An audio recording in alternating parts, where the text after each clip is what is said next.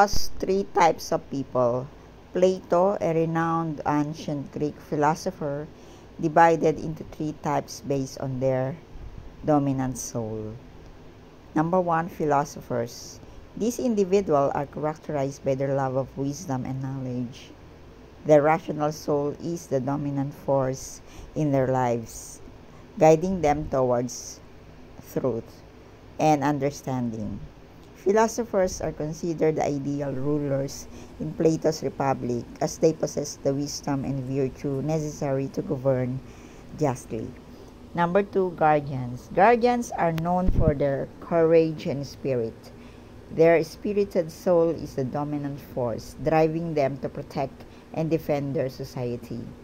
They are the warriors and the soldiers of Plato's Republic, tasked with maintaining order and defending the state from external threats. Number three is producers. Producers are primarily concerned with material wealth and bodily desires. Their appetitive soul is the dominant force, leading to seek pleasure and gratification. They are the artisans, farmers, and merchants who contribute to the economic well-being of Plato's Republic. Plato believed that a well-ordered society requires a harmonious balance between the three types of people, with each fulfilling their respective roles and contributing to the common good. Guardians are the warriors and soldiers of his ideal state, tasked with protecting and defending the society. They are characterized by their courage, spirit, and loyalty. Some examples are soldiers and military leaders, those who are physically fit, skilled in combat, and dedicated to protecting their country. Number two, law enforcement officers, individuals who enforce the laws and maintain order within society. Number three, security personnel, guards and other individuals responsible for protecting people, property, and institutions. Number four is firefighters, those who risk their lives to protect others and property from fires. Number five, emergency responders, paramedics, police officers, and firefighters who respond to emergencies and provide assistance. Essentially, any individual who is willing to put their own safety at risk to protect others and uphold the law could be considered a guardian in the Platonic sense. Examples of philosophers in Plato's Republic might indeed intellectual and academic scholars, professors, and thinkers who are dedicated to the pursuit of knowledge.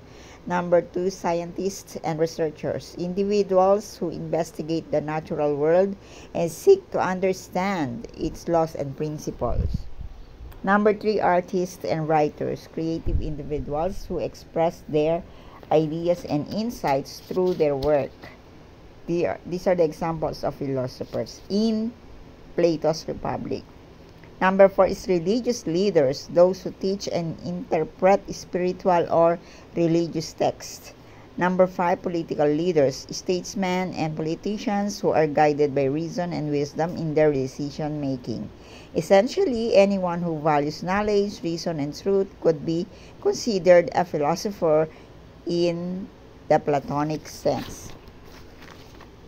Examples of producers in Plato's Republic might include number one, artisans and craftsmen, individuals who create goods and objects using their skills and talents.